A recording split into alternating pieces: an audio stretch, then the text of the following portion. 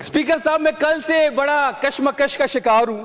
मैंने ये नोट निकाला। स्पीकर साहब, आपकी तवज्जो चाहता हूं। मैं कल से बड़े कशमकश का शिकार हूं।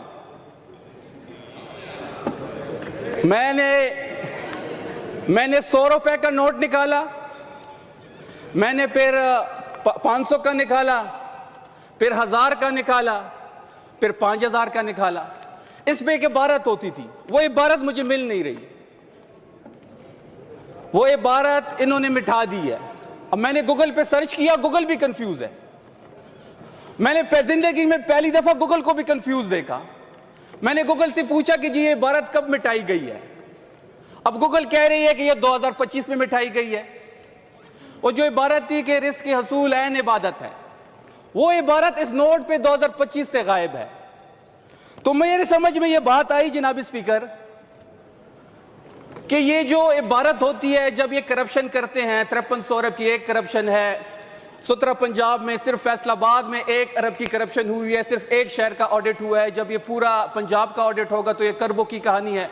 और करबों से याद आया कि एक सहाफी ने स्टोरी की है कि महफिल में कोई और फ्लैट खरीदा गया है, और जो फ्लैट खरीदा गया है वो किसी खातून वजीर के साथ उसको लिंक किया जा रहा है।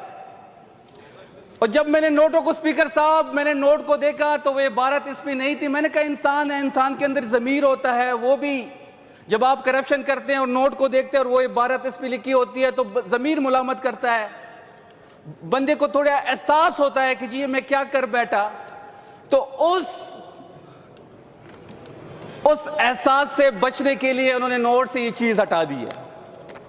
सायरा बानो साहिबा ने बड़ी अच्छी बात कही स्पीकर साहब कल, कि नवाज शरीफ की तस्वीर आप लगा दें, क्योंकि आप जब जेब से नोट निकालेंगे उस पर नवाज शरीफ की तस्वीर होगी तो वो कहेगा मुझे क्यों निकाला। आप दोबारा जेब में डालेंगे तो बचत होगी। तो अब हर पाकिस्तानी को पता है कि आपको इसलिए निकाला गया था कि आपने चोरी की थी। हर पाकिस्तानी को पता है कि आप सादिक और अमीन नहीं थी, इसलिए आपको निकाला गया था। लेकिन उस बेचारे को पता नहीं लग रहा। जीबी में इलेक्शन में गया, कभी कभी निकलता है खुद को गर्मी लगाने के लिए और प्रेस कॉन्फ्रेंस करता है, तकरीर करता है, इमरान खान से शुरू होता है, इमरान खान पे खत्म करता है। अब जीबी के इलेक्शन में भी कह रहा है कि मुझे क्यों निकाला। और भाई 2026 में हम पहुंच गए हैं। 2016 की टेप रिकॉर्ड आप बंद कर दें। आपको इसलिए निकाला गया था कि आप चोर थे। आपको इसलिए निकाला गया कि आप सादिक और अमीन नहीं थे।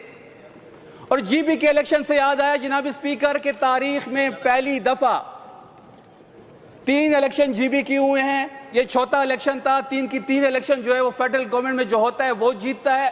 पहली दफा ऐसा हुआ है कि जीबी के इलेक्शन में मौजूदा जो फेडरल हुकूमत में लोग बैठे हुए हैं, जो 17 सीटों पे पाकिस्तान पे अजाब की तरह मुसलत है, उनका बयानिया पिट गया और वहां पे इनको शिकस्त हुई। जनाब ये कहते थे कि हमने इंडिया पाकिस्तान की जंग जीती, अच्छी बात है, हमें फख्र है, बे फौज भी हमारी है। फिर ये कहते थे कि हमने सालसी का रोल प्ले कर दिया, अच्छी बात है, पाकिस्तान का वकार बुलंद हुआ। ये कहते थे कि हम बड़े पॉपुलर हो गए हैं और इमरान खान साहब पस मंजर में चले गए हैं, तो जीबी के अवाम ने उनको जवाब दे दिया कि आपकी पॉपुलैरिटी का ये लेवल है। इलेक्शन जहां भी होगा पाकिस्तान में, किसी कोने में पाकिस्तान में इलेक्शन होगा, फॉर्म 45 पे किसी का बाप इमरान खान को नहीं हरा सकता। अब उस फॉर्म 45 को 47 पे कैसे चेंज करना है, उस मैकेनिज्म पे हमने काम करना है। जनाब आपने देखा होगा कि शहबाज शरीफ जब स्पीच कर रहे थे, बजट स्पीच कर रहे थे, अगर मैं कौमी असम्बली के अंदर होता और इनका जो रवैया इमरान खान साहब के साथ था कि जब वो स्पीच करते थे तो कभी एक बुक मारते थे, कभी सफ़े पाटते थे। मैं अपने MNA से भी मुझे गिला है कि शहबाज शरीफ को वहां पे स्पीच आपने क्यों करनी दी। बड़े आराम से वो स्पीच कर रहा था। वो अपनी स्पीच में कहता है कि जी हमने जो एयर टिकट है, जो बिजनेस क्लास में लोग ट्रेवल करते हैं, क्योंकि जो बजट है वफाक का वो तो एक अशरफिया के लिए है, उस पे हमने जो है वो टैक्स कम कर दिया। अब आपसे बंदा पूछे कि पाकिस्तान में कितने लोग जहाज से सफर करते हैं, फिर उनमें से कितने लोग जो है वो फर्स्ट क्लास से सफर करते हैं, तो ये गरीबों के जख्मों पे नमक छिड़कते हैं। फिर कहते हैं कि जी डेबिट कार्ड पे 5% टैक्स था, हमने 0.5 कर दिया। भाई पाकिस्तान की आधी आबादी के पास तो अकाउंट ही नहीं है। फिर ये कहते हैं कि जी 8.5% पे महंगाई जानी है और हम ग्रोथ जो है वो 4% पे लेके जाते थे। जब इमरान खान साहब की हुकूमत थी ग्रोथ 6% पे थी। यही शहबाज शरीफ कहता था कि 6% पे ना रोजगार मिलता है ना मुल्क तरक्की करते, तो 4% पे कैसे रोजगार आएगा, कैसे मुल्क चलेगा? ये मुल्क नहीं चल रहा, ये मुल्क इमरान खान ही चलाएगा। मसला यही है कि ये मुल्क चल नहीं रहा।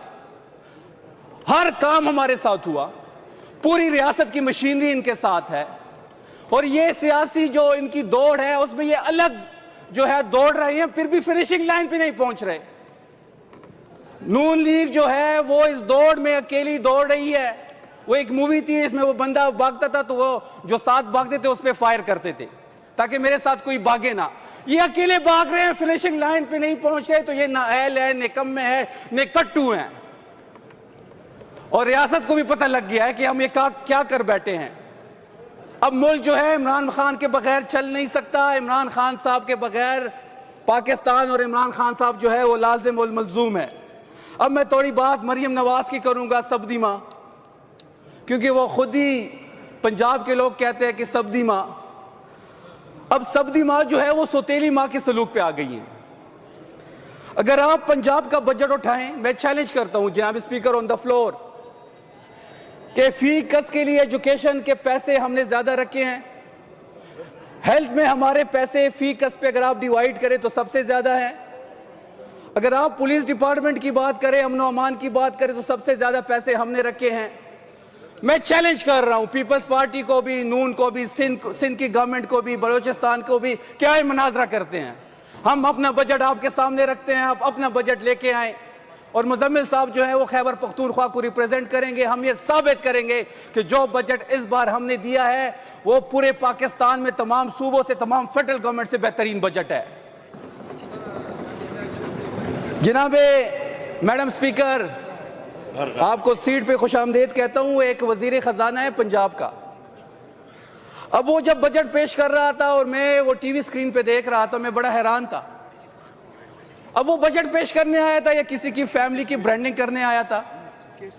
अच्छा, उस वजीर खजाना को आप ना किसी इजलास में देखेंगे, ना कहीं आप जो हमारे चारों सूबे के इजलास होते हैं उसमें कहीं उसको देखेंगे, ना उस वजीर खजाना को आप कहीं वजीर जो उसकी जो महकमा है उसके बारे में कहीं टॉक शो में, कहीं मीडिया टॉक में देखेंगे। वो सिर्फ और सिर्फ खुद को गर्मी लगाने के लिए बजट पेश करने आता है। वो जब बजट पेश करता था और जहां शरीफ आता था वो मजीद जोर लगाता था। 7 प्रोजेक्ट डायरेक्टली शरीफ फैमिली के नाम पे है, 8 प्रोजेक्ट जो है वो इनडायरेक्टली शरीफ फैमिली के नाम पे है। जो पंजाब का बजट है, जो पंजाब की आवाम का पैसा है, टैक्स का पैसा है, उस पे एक फैमिली अपनी ब्रांडिंग कैसे कर सकती है? मरियम नवाज ने वॉशरूम में अपनी तस्वीर लगाई है, सब इसके गवाह होंगे। सब्जी के ठेले पे लगाई गई है, सब इसके गवाह है। आटे की बोरी पे लगाई है, सब इसके गवाह हैं। बस स्टॉप पे लगाई है। मैं भुट्टो साहब की तरह थोड़ा जोश में आ गया हूं, वो भी माइक को यूं करता था। बस स्टॉप पे। डस्ट बैंड पे भी मरियम नवाज की तस्वीर है, लेकिन ये फिर भी मकबूल नहीं हो रहा है। खान साहब की तस्वीर को हर जगह से माइनस किया गया, खान साहब के बयान को हर जगह से माइनस किया गया, इमरान खान साहब का नाम को हर जगह से माइनस किया गया। पार्टी के परचम पे पाबंदी लगाई गई, पोस्टर पे पाबंदी है, बयान पे पाबंदी है, मुलाकात पे पाबंदी है, बेटों से बात नहीं हो रही, बहनों से मुलाकात नहीं हो रही, जाती डॉक्टर की रसाई नहीं है, सेहत के मामले का इशू बना हुआ है। फिर भी 90% लोगों का लीडर इमरान खान है। और मसला यही है कि इमरान खान लोगों से भूल नहीं रहा। इमरान खान साहब जो हैं, आज भी उसकी तस्वीर आप किसी शादी पे निकाल दे तो लोग 5-5 हजार के नोट फेंकते हैं। इनकी तस्वीर हर जगह लगी है तो लोग इन पे थूक रहे हैं। ये नफरत का निशान बन चुके हैं। मैं मुजम्मिल साहब के साथ सुबह बात कर रहा था कि मैंने कराची जाना था और मैं एयर पंजाब से ट्रेवल करना चाहता था। मैंने कहा देखूं एयर पंजाब जो है वो नई लॉन्च की गई है, उसकी सर्विस कैसी है, क्योंकि जब पहला जहाज आया था मैडम रानी का, तो ये इंफॉर्मेशन मिनिस्टर इनकी आती है और कहती है कि जी ये पंजाब एयर का जहाज है। मैंने कहा शायद मैं उसमें ट्रैवल करूंगा, अपनी सूबे देखूंगा कि वो फिर जो उसकी सर्विस अच्छी हुई तो हम भी अपनी सूबे के लिए इस किस्म का कोई चीज़ हम भी करने को। अब मैं ढूंढूं, एयर पंजाब है ही नहीं लिस्ट में, फ्लाई जिना है, एयर सयाल है, PIA है, एयर ब्लू है, एयर पंजाब ढूंढ रहा हूं, नहीं है। अब मैंने फिर अपने ट्रैवल एजेंट को कहा कि जी मैंने एयर पंजाब से ही ट्रैवल करना है, लेकिन एयर पंजाब कहीं हमें नजर ही नहीं आ रहा। वो जो जहाज खरीदा गया था जिसमें वियना लोग हनीमून के लिए गए थे, जिसमें लोग बाकू गए थे, जिसमें फिर ब्राजील भी वो जहाज गया, वो जहाज की अभी भी आप अगर वो निकाल दें फ्लाइंग आवर्स तो रोजाना कहीं ना कहीं घूमता रहता है। तो एयर पंजाब कहां गई? बजट में भी ऐसी कोई चीज उसके लिए रिफ्लेक्ट नहीं की गई। तो जनाब स्पीकर, अगर फेडरल बजट है या पंजाब का बजट है, ये सिर्फ अल्फाज का हेर पेर है।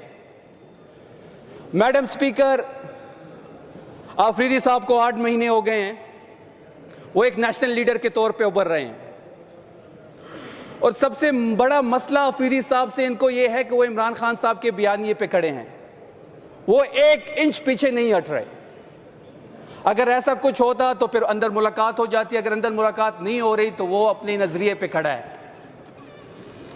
और मैं ये आपको बावर करा रहा हूं, गवर्नमेंट जब तक रहती है, कोई पता नहीं, साल रहती है, 6 महीने रहती है, 2 साल रहती है, टर्म पूरा होता है, नहीं होता, लेकिन जो इस बार का बजट है और जो आने वाले बजट होंगे वो खैबर पख्तूनख्वा की तारीखी बजट होंगे। और जिस तरीके से इस सूबे की गवर्नेंस आगे बढ़ रही है, जिस तरीके से आपने देखा होगा कि मीडिया को अगर आप उठाए तो ना कोई सिंध के बजट को जेर बहस है, ना पंजाब का बजट जेर बहस है, ना फेडरल जेर बहस है, सब तमाम तर तवज्जो खैबर पख्तूनख्वा की तरफ है। तो ये सबसे बड़ी कामयाबी आफरीदी साहब की है कि तमाम तर तवज्जो इस सूबे पे है। इस सूबे पे इसलिए है कि यहां पे इमरान खान की हुकूमत है। 8 फरवरी को लोगों ने इमरान खान को वोट दिया है।